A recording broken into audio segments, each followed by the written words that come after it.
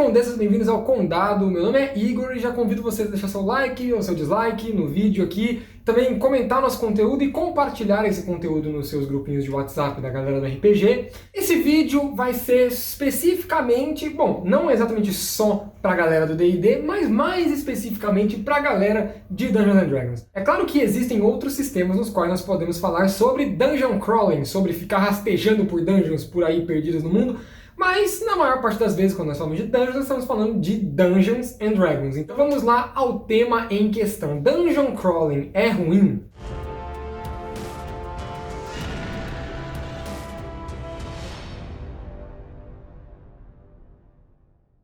Aí vai depender um pouco do que você está chamando de Dungeon Crawling, pelo menos na minha opinião. Já que, se você estiver chamando de Dungeon Crawling, ficar em dungeons o tempo inteiro, aí talvez isso não seja o ideal, mas na quinta edição de Dungeons and Dragons já há algum tempo, né, no cenário de RPG como um todo. Mas se você está chamando de Dungeon Crawling, entrar numa dungeon vez ou outra para resolver um problema e coletar um tesouro, aí eu já não vejo problema nenhum. Por quê? Vamos lá. D&D começou como um jogo que era basicamente você entrar em dungeons, matar as criaturas dessa dungeon, pegar o tesouro e voltar para a cidade. Inicialmente, você não tinha nem um caminho entre a cidade e a dungeon. Na verdade, era basicamente você dentro da dungeon, você resolvendo a dungeon e saindo da dungeon. Não tinha mais nada além disso, era só esse o processo do jogo. Com o passar do tempo, outras coisas começaram a ser introduzidas. Então começou-se a usar mapas para fora da dungeon e aí o caminho entre a cidade e a dungeon se tornou um perigo a mais. Então, os jogadores, ou os personagens, tinham que sair da cidade para resolver o problema na dungeon, e no meio do caminho eles tinham que enfrentar criaturas, e quando eles pegavam o tesouro, na verdade o maior desafio era eles pegarem o tesouro da dungeon e conseguir voltar com esse tesouro até a cidade, para poder gastar todas as suas riquezas com artefatos mágicos, ou equipamentos novos, ou sabe-se lá mais o que. A parte de interpretação, a parte de role-playing de RPG, ela era até deixada um pouco em segundo plano, porque apesar de você estar interpretando um papel, de você estar vivendo um personagem, você estava mais preocupado, na maior parte das vezes, com os atributos desse personagem, você estava mais preocupado, na maior parte das vezes, com as habilidades desse personagem, com o que ele conseguia fazer dentro das dungeons. A coisa era tão marcada por dungeons que se você chegou a jogar a D&D, por exemplo, Dungeons and Dragons 2ª edição, que foi o primeiro sistema que eu joguei de RPG, às vezes esse jogo estava enrolando muito, estava demorando muito, estava tendo muita conversa paralela fora do jogo, as coisas estavam sendo muito enroladas. Algum jogador virava e falava: olha só, passou já tantas horas, a gente só fez 2 salas dessa dungeon. Como uma forma de marcar o progresso do jogo, porque o progresso do jogo era baseado só enquanto você conseguiu avançar dentro de uma dungeon. As outras coisas elas eram quase irrelevantes, ou elas eram muito menos relevantes do que a própria dungeon. Isso foi passado adiante até para a 3ª edição de D&D, mas foi reduzindo gradativamente conforme mais coisas foram sendo introduzidas no jogo. Por exemplo, na 3.5, você tinha mais classes de prestígio e coisas que eram relacionadas à interpretação do personagem, em relação ao background desse personagem, ou em relação a coisas que você conseguia executar dentro do jogo que não tinham a ver com mecânica, não tinha a ver com uma dungeon, por exemplo. Era mais uma questão interpretativa, então as coisas foram modificando. Isso juntamente com a entrada de vários outros sistemas de RPG depois do surgimento de D&D, como, por exemplo, os sistemas mais antigos, Call of Cthulhu, ou, enfim, vários outros sistemas mais narrativos como Storyteller, etc e tal, você acabou tendo uma adaptação por parte dos próprios jogadores para dar mais atenção para esse tipo de coisa. Porque não existe um jeito certo ou um jeito errado de você jogar RPG exatamente. É claro que existe um jeito melhor de você fazer algumas coisas, existe um jeito de você melhorar algumas coisas do seu jogo, existe um jeito de você causar certas impressões como mestre nos seus jogadores, existe um jeito de você interpretar melhor os seus personagens como jogadores. Mas não existe um jeito certo, um formato específico certo de jogar RPG. Se você gosta de Dungeon Crawling, você pode jogar Dungeon Crawling desde que você ache pessoas que queiram jogar a mesma coisa que você. Vai fazer todo sentido para elas e para você também, vocês vão se divertir bastante fazendo isso. Porque apesar de ser um hobby, e dever ser tratado como um hobby, eu acredito que deve ser levado com uma certa seriedade por parte dos jogadores e do mestre, nós ainda estamos falando de um jogo, e o jogo ainda tem que ser divertido. Então, quando nós chamamos Dungeon Crawling de uma coisa necessariamente ruim, nós estamos ignorando as pessoas que gostam desse tipo de experiência. Muitas pessoas mais antigas no cenário de RPG gostam muito de Dungeon Crawling, porque começaram jogando RPG com Dungeon Crawling. Mas hoje em dia, talvez a maior parte da comunidade, porque muitos jogadores são novos, já que a 5ª edição de D&D, por exemplo, introduziu muita gente nova em RPG, essas pessoas não gostam tanto só do Dungeon Crawling. Elas podem gostar também, elas podem gostar da parte mecânica, da parte de combate, da parte de dungeons, por exemplo, do jogo. Mas elas não gostam só disso, elas também se interessam pela parte interpretativa do jogo, elas se interessam pela parte de role-playing do jogo. E você não é impedido de fazer interpretações variadas e incríveis dentro de uma dungeon. Não, mas você tem limitações, porque o espaço te limita, porque a situação também te limita. Agora, se você está chamando de dungeon crawling só ir para uma dungeon que é uma ruína, alguma coisa perdida no meio do mato, você está muito enganado. Porque você pode fazer dungeon crawling no meio de uma cidade, por exemplo. Se você joga D&D quinta edição, por exemplo, você já jogou a aventura Waterdeep Dragon Heist, a aventura inteira se passa só em Waterdeep. Você não vai para nenhuma dungeon, ou talvez você vá para uma dungeon especificamente, que é o Covil de Xanatar. Vou colocar um mapinha aqui para vocês verem.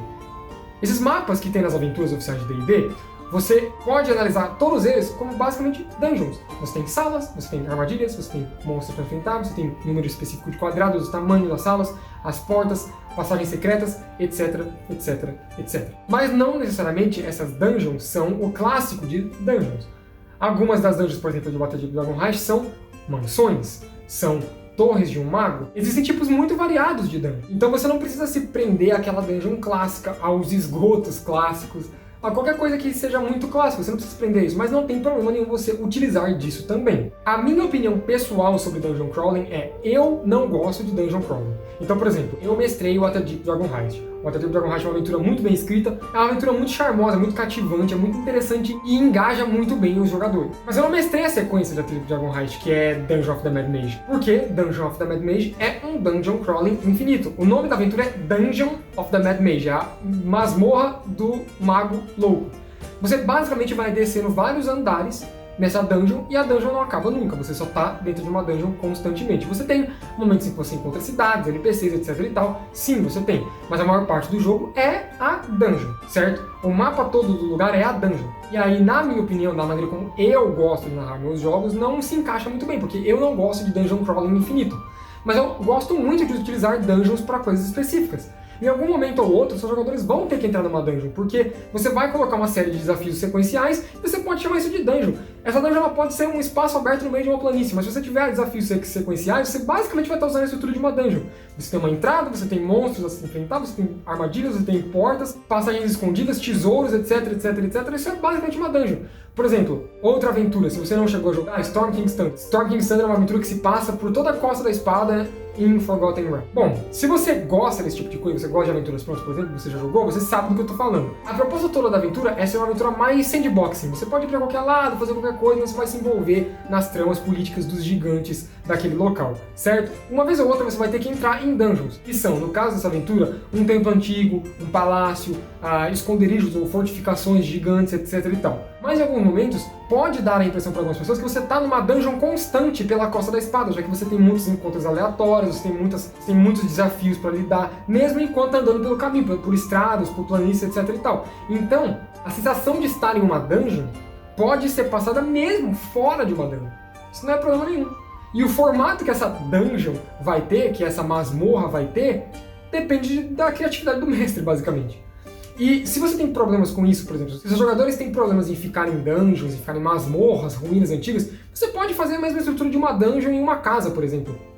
Você pode fazer a mesma estrutura de uma dungeon em um navio, por exemplo.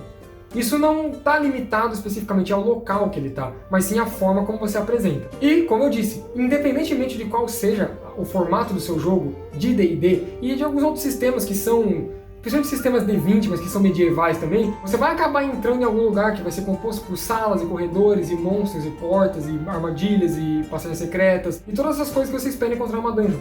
E não tem problema nenhum. Como eu disse, se você chama de dungeon crawling, ficar em uma dungeon o tempo todo, ficar em várias dungeons o tempo todo, o seu jogo é composto só por dungeons, as clássicas masmorras antigas, talvez você vai ter um pouco de dificuldade em encontrar jogadores atualmente, principalmente jogadores mais novos, que gostem só desse tipo de experiência. Mas talvez não. E se você conseguir encontrar e quiser narrar esse tipo de jogo, a preferência, como sempre, é sua. Mas se eu pudesse te dar um conselho, se você estiver na dúvida sobre fazer um jogo dungeon crawling ou não, eu diria, bom, primeiro saiba o que os seus jogadores esperam do jogo, mas se eles não tiverem uma opinião muito formada e se você ainda ficar na dúvida, eu daria o conselho de faça jogos onde você tem dungeons, onde você tem momentos em que os jogadores estão em dungeons, masmorras, ruínas antigas, etc., e faça momentos em que eles estejam em cidades, lidando com personagens do mestre, lidando com tramas políticas, com coisas fora de dungeons. Faça dungeons que não são masmorras. Faça dungeons que são casas, que são trens, que são navios, que são templos subaquáticos. Qualquer coisa pode ser uma dungeon, se você tiver um pouquinho de criatividade. Até a carcaça de um monstro gigantesco morto pode ser uma dungeon, se você fizer alguma adaptação e usar um pouco sua imaginação. Então eu diria, utilize essa ferramenta, que é muito importante e é muito relevante para o jogo, mas não se prenda e não se limite só a ela, porque aí com certeza o seu jogo vai ter um crescimento muito bom. E esses foram meus conselhos e opiniões sobre Dungeon Crawling. Se você gostou do vídeo, eu vou lembrar, deixe seu like, deixe seu dislike se você não gostou também, comente o conteúdo, compartilhe o conteúdo nos seus grupos de WhatsApp com a sua galera do RPG, de repente com o mestre falando assim, vou colocar várias dungeons pra vocês entrar, ou então, não, gente, olha só, tô pensando em não colocar muitas dungeons, se você quiser fazer isso. Se você for um jogador um pouco satisfeito com o seu mestre, mande esse vídeo pra ele, fale, olha só mestre, tem outro jeito de fazer, não precisa só usar dungeons. E não deixe de se inscrever no canal também se você gostou do conteúdo, porque a gente vai estar sempre postando conteúdo desse tipo e muitos outros tipos de conteúdo, e toque no sininho para receber a notificação quando um vídeo nosso tiver ido para o ar. No mais, isso é só, e eu fui!